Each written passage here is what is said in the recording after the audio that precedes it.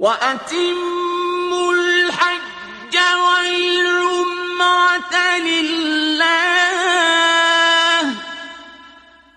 So, it was a habit of our ulama, before they reached Madinah Munawwara, they would send salawat on Nabi sallallahu alayhi wasallam, and some of them would stipulate, send 1,000 salawat, send 2,000 salawat, how much you can manage, right?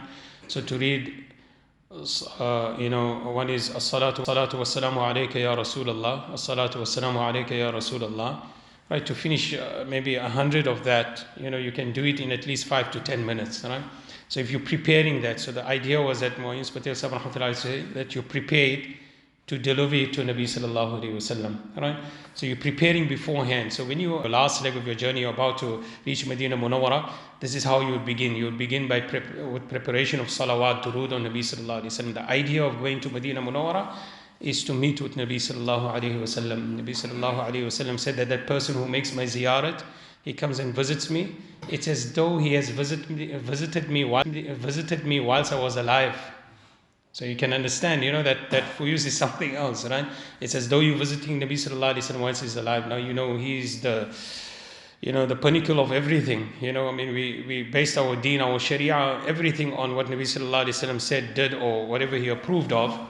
And now you're going sallallahu alaihi wasallam, right? So you have to have this vigor and this reverence in your heart to know that, look, I have to present myself correctly. So the greatest gift that you can give is the salawat to Nabi sallallahu alaihi wasallam. If you can manage 1,000, 2,000, 5,000, whatever it is, you're going to prepare it. All right. When you reach now to your hotel, you land in Madinah Munawwara, you'll get your bags and you'll go to the hotel. And make sure you freshen up first. A composed believer is what is a virtuous thing mentioned in the hadith. Not somebody that's just rushing everywhere. We need to run here, run. No, compose, right? Al-ajalatu min ash-shaytan, to rush through everything and to remain call it decomposed, right? It is something that is from shaitan.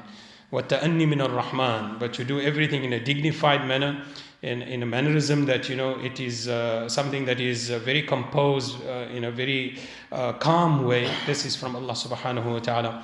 So Nabi sallallahu alayhi wa sallam praised that when he came, when he had a shower, he changed his clothing, and he took a bit of a break, and then he came to meet Nabi sallallahu alaihi wasallam. So he says, you see, this is more virtuous. Not somebody that's rushing and now you're not, clothed correctly, or maybe sometimes also you may be messed from the journey, whatever. No, right? So you'll take this break, right? To that extent where now you are ready to meet Nabi sallallahu alaihi wasallam, because the first time when you enter into the haram in Madinah Munawwara, it is important for you to have your, they say your dhyan, your entire attention must be focused on Nabi sallallahu alaihi wasallam. So sometimes people feel like, okay, to the front to give the salawat. We need to go, and meet Nabi sallallahu alaihi wasallam at the front because that's where the Rawda Mubarak is and all of that there. No, this is Madinah Munawwara, right? Madinah Munawwara, as soon as you enter into the boundaries of Madinah Munawwara, like it was in the time of Nabi sallallahu alaihi wasallam, which is 2 by 2 kilometers, right?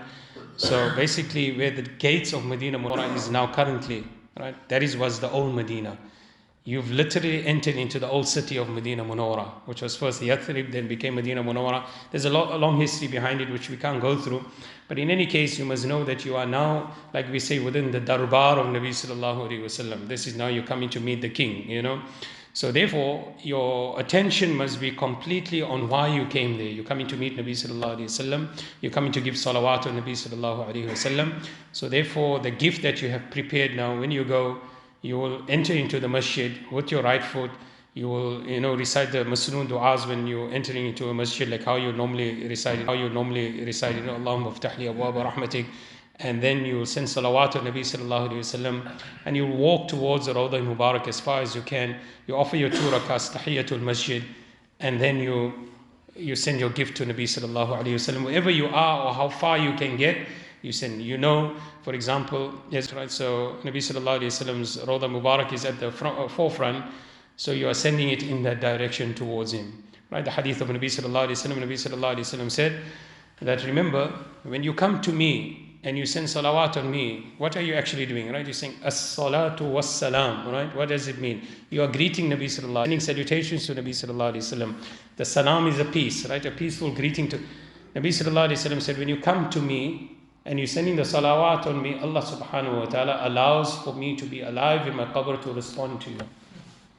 Right, so just imagine that. You must be able to picture this. That Nabi sallallahu alayhi wasallam is there sitting and is receiving my salam.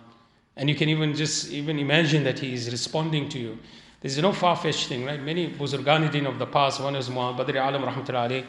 I personally met the person who was teaching, who was the sweeper of the haram at that particular time, when Muhammad Ali was teaching his dars. And at that time, the students began to, discuss whether Nabi Sallallahu Alaihi Wasallam was alive in his qabr or not. So because he was a buzurg of his time, he put his head down, he lifted his head, and then he said, look in the direction of the Rawda Mubarak, and they had seen Nabi Sallallahu Alaihi Wasallam alive there, sitting on a throne by his qabr Mubarak. So, these are some of the experiences of our Akabirin, right? And with that also, the sweeper that was there, he's now blind, right? But the sweeper that was there of the haram, I personally met him, and he had seen Nabi Sallallahu Alaihi Wasallam also, who could testify. So every time you meet him, then you want to hear the story over and over again, because it just leaves something in the heart. This is one incident. Also Haji Nakuda, rahmatullahi alayhi, now he's passed away. But he personally told me this himself, that people used to doubt this, that Nabi Sallallahu Alaihi Wasallam, is he alive or not, until one day, his own family had seen in the dream while she was sleeping that as they were sending the durood, there was nur coming out of their mouths, reaching the qabr Mubarak of Nabi Sallallahu Alaihi Wasallam. And there was like a connection between them and Nabi Sallallahu Alaihi Wasallam like that. So therefore, we need to have this full conviction, like the hadith mentions, that Nabi Sallallahu Alaihi Wasallam is alive in his qabr. When we are visiting Nabi Sallallahu Alaihi Wasallam, remember that, he is responding to our salam. So you can't just have a haphazard thing. It's got to be a very concentrated effort and with humility, inshallah. So once we've done that, then there are certain things that we will do in the haram. So you can give salat and salam anywhere in the masjid, but the better is to get as close as possible. So there is a system that you would follow, right? Many a times they change the system. It just depends on the day. Sometimes they use the app, sometimes they don't check the app. I think now we're going in a very quiet period, so inshallah there shouldn't be a problem like that. So if they don't check the app, you just basically follow the system in terms of where they enter you, right? So it'll be Babu Salam, if I'm not mistaken. You enter into that door, and then you walk through and just follow the congregation towards greeting Nabi Sallallahu Alaihi Wasallam. When you are coming closer to Nabi Sallallahu Alaihi Wasallam, again, like I said, the heart needs to connect with the salam Sallallahu Alaihi Wasallam. As much as you can give salam, you give it every day. But at least, you must go at least once in the morning, once in the evening, or sometimes even in midday. At least try. Or after every salah, it doesn't take long. Right? If you just go out, come back in, give salam to Nabi Sallallahu Alaihi Wasallam and continue. Because we are living very far away. We don't get the opportunity to Nabi Sallallahu Alaihi Wasallam. So as you're approaching the qabr Mubarak of Nabi Sallallahu Alaihi Wasallam, it is important again to connect.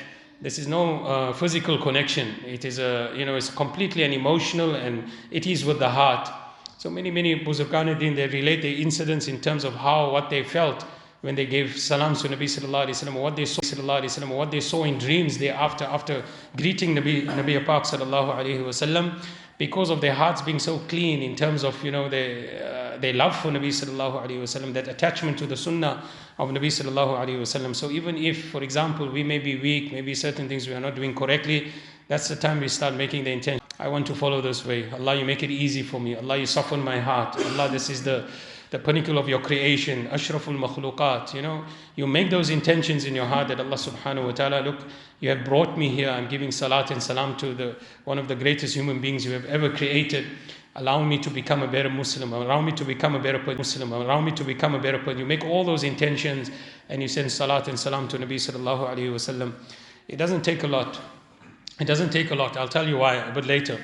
Right? It's just that the idea at that time is your heart must be connecting all the time. Now just imagine if you get distracted, somebody's got a phone there, somebody's talking to you, it's very difficult to connect like that. Right? It's very difficult to feel what you need to be feeling, the vibrancy of what you need to be feeling at that time.